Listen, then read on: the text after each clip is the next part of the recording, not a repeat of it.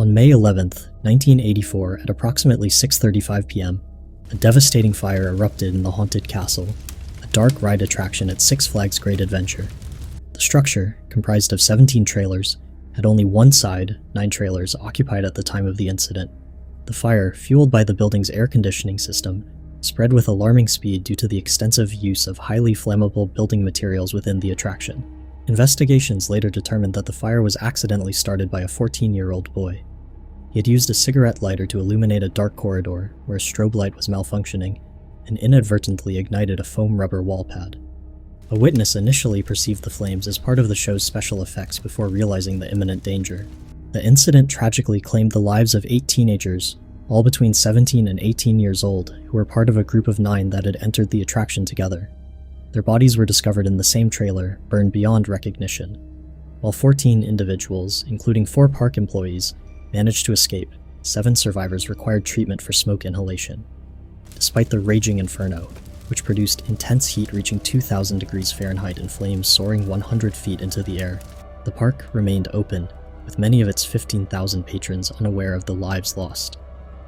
A critical contributing factor to the tragedy was the profound absence of proper maintenance and regulatory oversight. The Jackson Township Fire Inspector had never inspected the haunted castle, classifying it as a temporary structure, even after it had been operational for 5 years, simply because its component trailers remained on wheels. In the aftermath, Six Flags Great Adventure and its parent company were indicted for aggravated manslaughter, accused of recklessly causing the deaths under circumstances manifesting extreme indifference to human life. 2 park executives, the general manager and his predecessor, also faced manslaughter charges for their reckless conduct and disregarding repeated safety warnings. The 14-year-old boy who accidentally started the fire was exonerated of any criminal wrongdoing by the prosecutor and was never publicly identified. On June 29, 2010, the Space Journey motion simulator ride at EcoVenture Valley Theme Park in Shenzhen, China, suffered a catastrophic collapse. The ride, designed to simulate a rocket launch experience, involved 11 carriages, each accommodating 4 people, spinning around a centrifuge at accelerations up to 2 Gs. Eyewitness accounts indicated that the ride lost power, and one of its carriages detached, striking others, which ultimately led to the entire structure collapsing. A survivor corroborated these accounts, reporting a power cut and a distinct burning smell during the incident. Authorities quickly confirmed that the accident was caused by mechanical problems, explicitly ruling out human error. This finding, however, stood in stark contrast to the ride's recent safety record. It had passed a maintenance inspection just 8 days before the accident, and a national security check in April 2008. The ride was manufactured by the Beijing-based Zhuhua Amusement Facilities Manufacturing Company, and park officials asserted that the manufacturer should bear responsibility. Furthermore, the Space Journey ride was noted to closely resemble popular space-themed attractions found in US parks, raising questions about potential design replication and its adherence to safety standards. The collapse resulted in 6 fatalities and 10 injuries, with half of the injured individuals in serious condition. The park's management was criticized for not informing the factory director about the accident for several hours after it happened. The tragedy, which marked the highest casualty count at a Chinese theme park in 2 decades, prompted an immediate and widespread response. The city government dispatched an investigative team, with participation from China's quality watchdog and the China Association of Amusement Parks and Attractions, to determine whether the mechanical problem originated from production or operational errors. The park owner, OCT Holding, issued a public apology, committed to providing proper arrangements for the victims and their families, and initiated an urgent overnight safety inspection across all its theme parks. Parts of the park were temporarily closed for 3 days. On July 24, 1930, at approximately 7:40 p.m., a catastrophic accident occurred on the Big Dipper roller coaster at Krug Park in Omaha, Nebraska. With 23 people on board 4 cars, the ride was ascending its 75-foot incline when a brake chute detached from the front car and landed on the track. This critical failure caused the front car to tilt off the track and careen through the wooden guardrail, pulling the other 3 cars behind it. The subsequent 35-foot fall was not instantaneous, a terrifying reality that allowed passengers time to comprehend the unfolding disaster. A 16-year-old survivor, Mary Politica, recalled wanting to jump but realizing there was no way while her companion heard screams and prayers as the cars began to fall.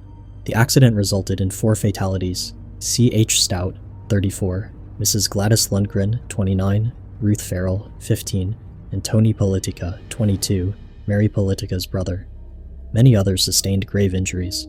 Mary Politica herself did not regain consciousness for 10 days and remained hospitalized for 5 weeks, having suffered a scalping, skull fracture, and crushed chest. Another victim, 14-year-old Helen Chaji, lost an eye. The maintenance and operational context surrounding the Big Dipper revealed conflicting assessments of its safety. The coaster had recently been deemed safe by a city inspector. However, in stark contrast, one park worker had predicted there would be a terrible accident on the coaster due to a perceived lack of regular maintenance. In the aftermath, many of the injured successfully sued Krug Park for damages. However, the park's 3 owners and insurance company could only provide $35,000 to be distributed among the plaintiffs, a meager sum compared to the approximately $128,000 in awards, meaning victims received only a fraction of their court-awarded sums. The existence of a corporate entity owning the ride presumably shielded the park as a whole from greater liability. As a direct consequence of the accident, the Big Dipper was torn down, and the city council enacted an ordinance banning all roller coasters within Omaha. The park's owners attempted to have this ban lifted in 1938 to rebuild the popular attraction but were denied. Krug Park subsequently faced continuous financial troubles throughout the 1930s, exacerbated by the Great Depression, and was plagued by other unfortunate incidents, including fires and a robbery. The park ultimately closed for good after the 1939 season. The site deteriorated, becoming known as the worst mess in Omaha. Eventually, the city purchased the land, removed the remaining structures in 1954, and transformed it into Gallagher Park, a public recreational area. On the evening of June 14, 1986, the Mindbender roller coaster, then the world's largest indoor triple-loop coaster at West Edmonton Mall, experienced a fatal derailment. The 4th car of a train derailed before encountering the 3rd and final loop. Its wheel assembly became completely detached from both the track and the car itself, causing the car to sway erratically across the tracks. Tragically, the lap bar restraints unlocked and released, ejecting all 4 passengers from the car onto the concrete floor below. The train continued along the track and into the final loop, but the friction from the derailment caused it to slow significantly, preventing it from clearing the loop. As it rolled backward down the loop, the detached car violently crashed into a concrete pillar, bringing the train to an abrupt halt. The accident resulted in 3 fatalities: Tony Mendrusiak, 24, his fiancée Cindy Sims, 21, and David Sager, 24. Cindy Sims was partially decapitated, and David Sager fell from the ride onto the mall floor after his car stalled upside down during one of the loops. 1 passenger sustained critical injuries, and 19 others were treated for minor injuries. Rod Joe, also referred to as Rod Chaiko, a survivor, sustained multiple traumatic injuries including a punctured lung, broken ribs, and multiple fractures. He later struggled with a painkiller addiction for over a decade but eventually recovered. Investigations determined that the primary cause was the failure of 4 cap screws holding the wheel assembly together. This failure was attributed to a combination of design flaws by the manufacturer, Anton Schwarzkopf, and a lack of proper maintenance and inspection by West Edmonton Mall. Prior to the accident, the ride had been shut down twice that evening because the operator had heard a metallic sound emanating from the train.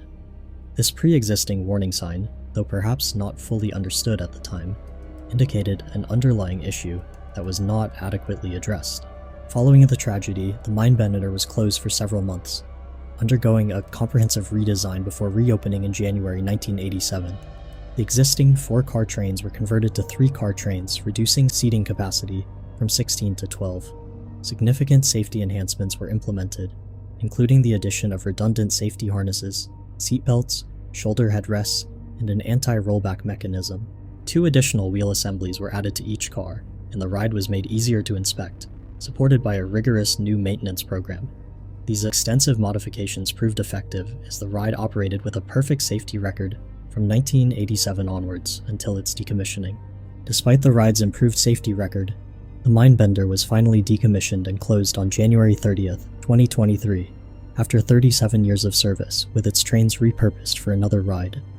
The design of the Mindbender is notably similar to the Quimera roller coaster in Mexico, which also experienced a fatal derailment of its last car in 2019, resulting in 2 deaths. On August 7, 2016, a horrific accident occurred on the Verruckt waterslide at Schlitterbahn Water Park in Kansas City.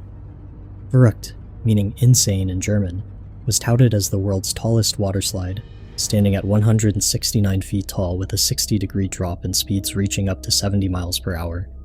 The tragedy unfolded when the raft carrying 10-year-old Caleb Schwab went airborne during its ascent of the second hump. Caleb collided with the netting and metal hoops positioned above the slide, resulting in his instant decapitation.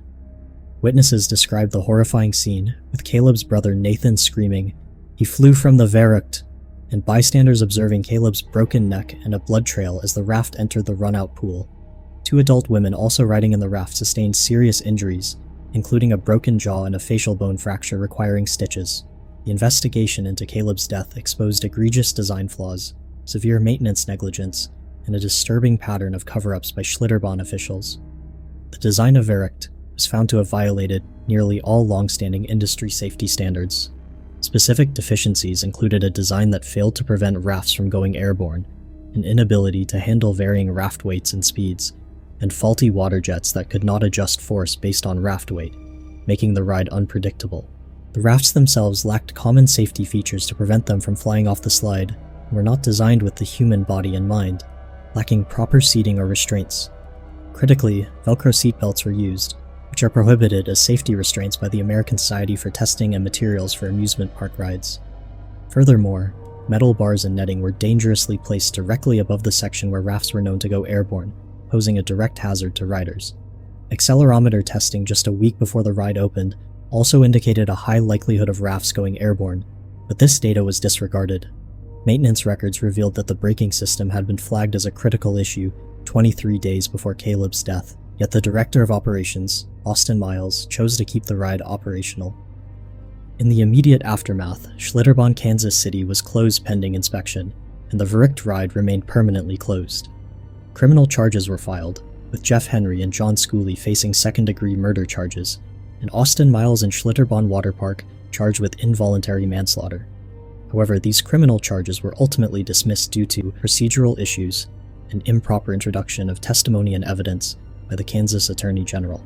Despite the lack of criminal convictions, the Schwab family received a settlement for Caleb's wrongful death, and Schlitterbahn ultimately paid nearly $20 million in settlements.